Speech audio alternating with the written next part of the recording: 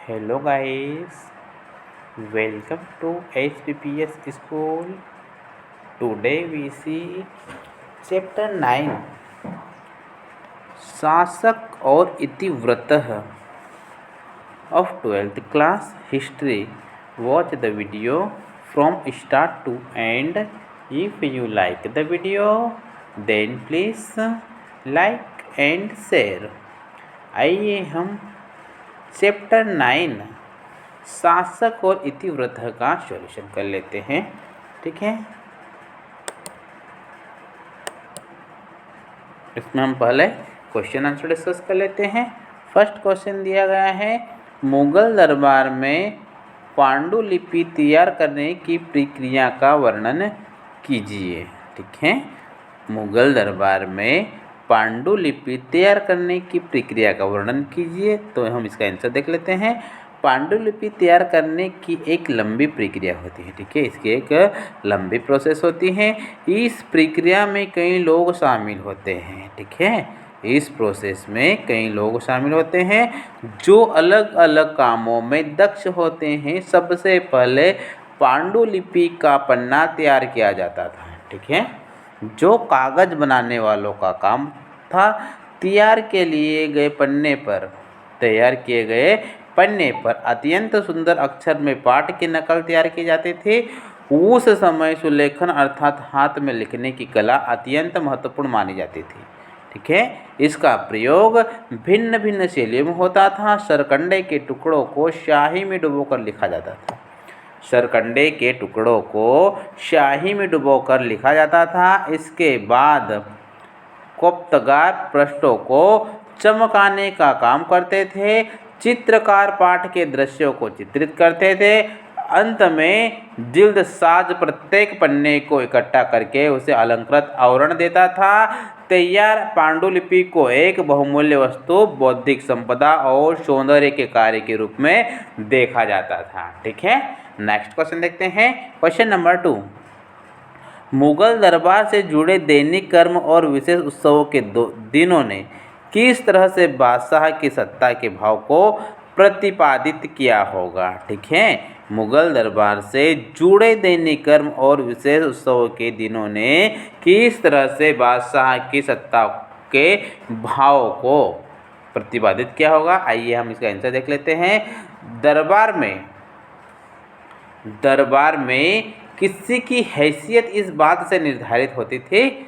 दरबार में किसी की हैसियत इस बात से निर्धारित होती थी कि वह शासक के कितने पास या दूर बैठा है। किसी भी दरबारी को शासक द्वारा दिया गया स्थान बादशाह की नज़र में उनकी महत्ता का प्रतीक था। ठीक है, एक बार जब बादशाह सिंहासन पर बैठ जाता था तो किसी को भी अपनी जगह से कहीं और जाने की अनुमति नहीं थी। ठीक है, एक बार जब बादशाह सिंहासन पर बैठ जाता था तो किसी को भी अपनी जगह से कहीं और जाने की अनुमति नहीं थी और न ही कोई अनुमति के बिना दरबार से बाहर जा सकता था। ठीक है, दरबारी समाज में सामाजिक नियंत्रण, व्यवहार दरबार में मान संबंधन, शिष्टाचार तथा बोलने के निर्धारित किए गए नियमों के अनुसार होता था। ठीक है, शिष्टाचार का जरा सा भी उल्लंघन होने पर ध्यान दिया जाता था। ठीक है, शिष्टाचार का जरा सा भी उल्लंघन होने पर ध्यान दिया जाता था और उसे व्यक्ति को तुरंत ही दंडित किया जाता था। ठीक है,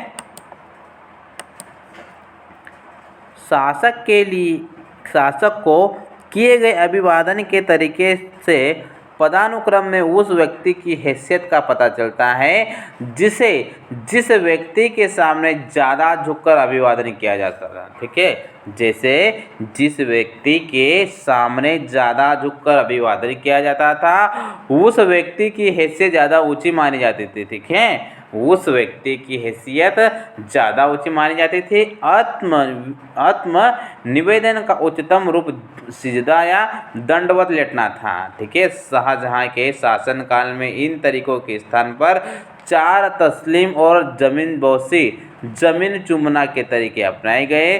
सिंहासनारोहण की वर्षगांठ शब-ए-बारात था होली जैसे कुछ विशिष्ट अवसरों पर दरबार का माहौल जीवंत होता था। सजे हुए सुगंधित मोमबत्तियों और महलों की दीवारों पर लटक रहे रंग बिरंगे बंदनावार वाने वालों पर आश्चर्यजनक प्रभाव छोड़ते थे। ये सभी बादशाह की शक्ति, सत्ता और प्रतिष्ठा का दर्शाते थे। ठीक है, ये सभी बादशाह की शक्ति, सत्ता और प्रतिष्ठा को दर्शाते थे। ठीक है, नेक्स्ट क्वेश्चन देखते हैं।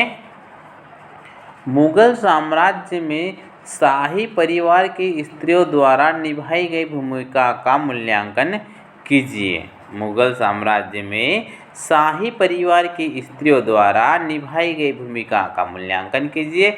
आइए हम इसका आंसर देख लेते हैं।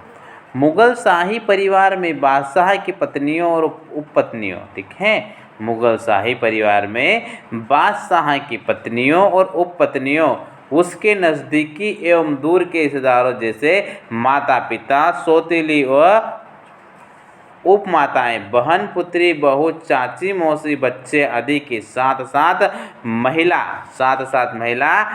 परिचारिकाएं तथा गुलाम होते थे। ठीक है, नूरजहां के बाद मुगल रानियों और राजकुमारियों ने महत्वपूर्ण वित्तीय स्रोत पर नियंत्रण रखना शुरू कर दिया। शाहजहां की पुत्रियां जहां आरा और रोशन आरा को ऊंचे शाही मनसबदारों के समान वार्षिक आय होती थी।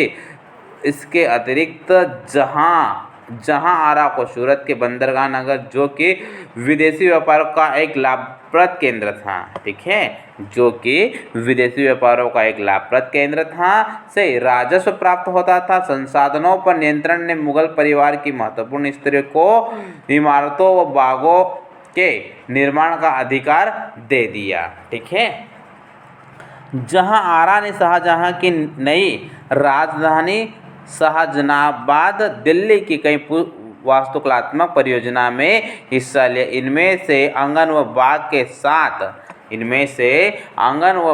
साथ एक 2 मंजिलों भव्य कारवां थी।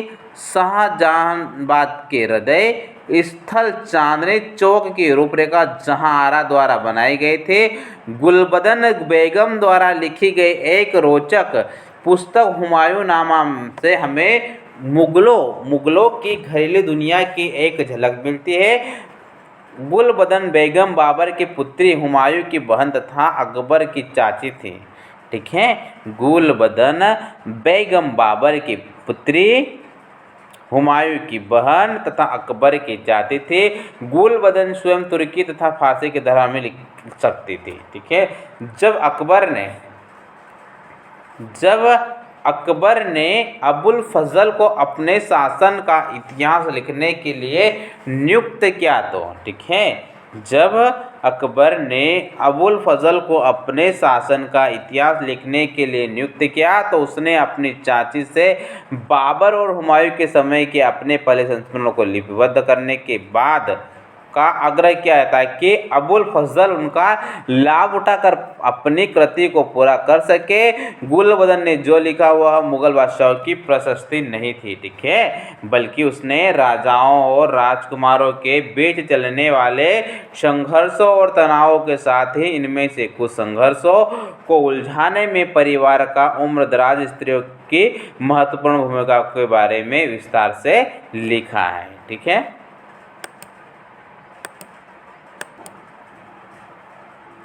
नेक्स्ट क्वेश्चन देखते हैं। वे कौन से मुहे थे जिन्होंने भारतीय उपमहाद्वीप से बाहर क्षेत्रों के प्रति मुगल नीतियों व विचारों को आकार प्रदान किया? वे कौन से मुहे थे जिन्होंने भारतीय उपमहाद्वीप से बाहर क्षेत्रों के प्रति मुगल नीतियों व विचारों को आकार प्रदान किया? इसका आंसर देख लेते हैं। मुगल बादशाह देश की सीमाओं से परे भी, ठीक है, मुगल बादशाह देश की सीमाओं से परे भी अपने राजनीतिक दावे प्रस्तुत करते थे।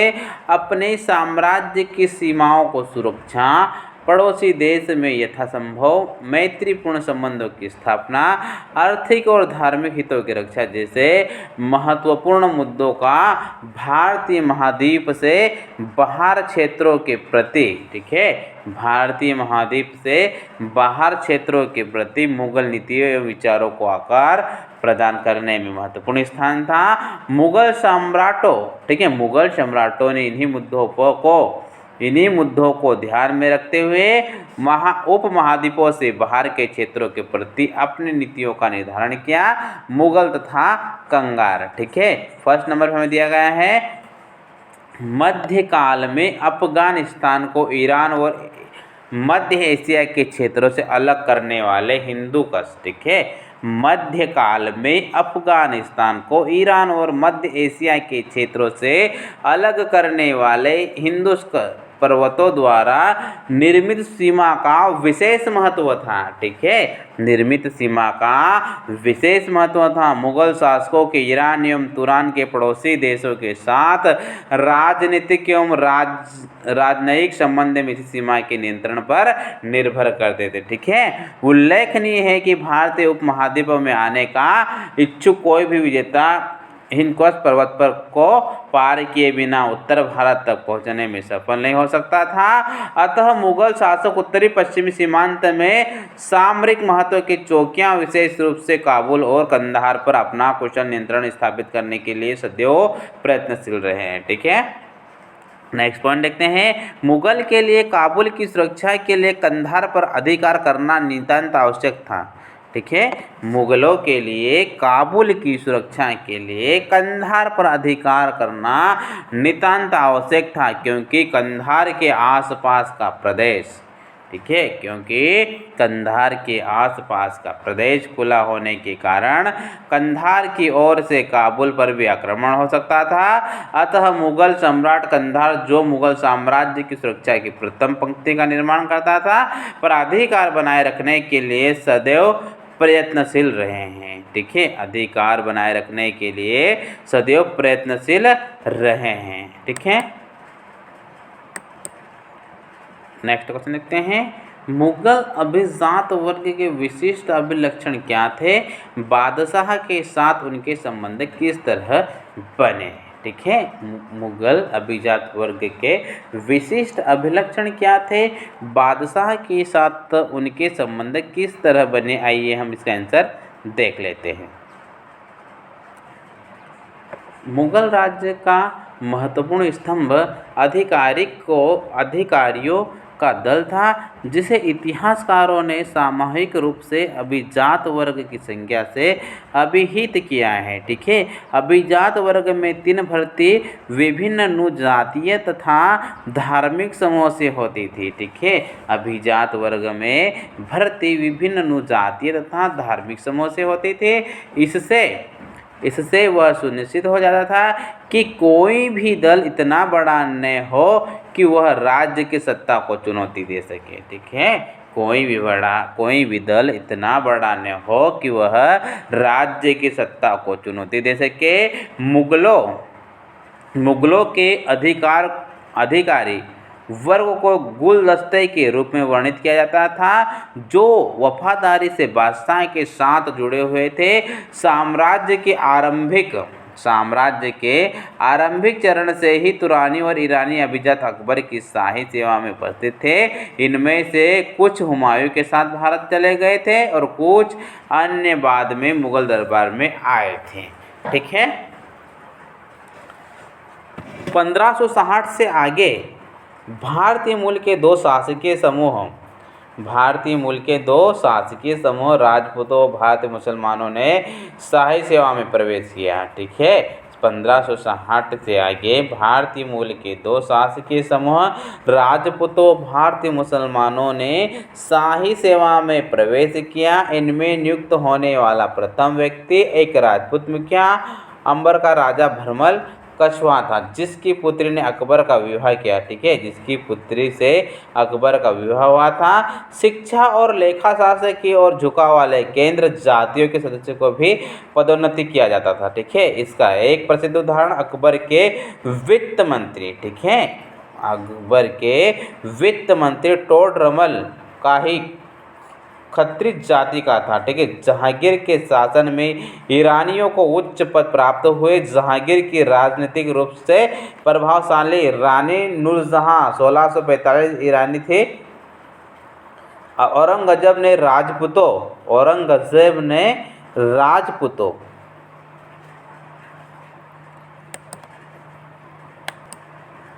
को उच्च पदों पर नियुक्त किया। ठीक है। फिर भी शासन में अधिकारियों के समूह में मराठे अच्छी खासी संख्या में थे। ठीक है।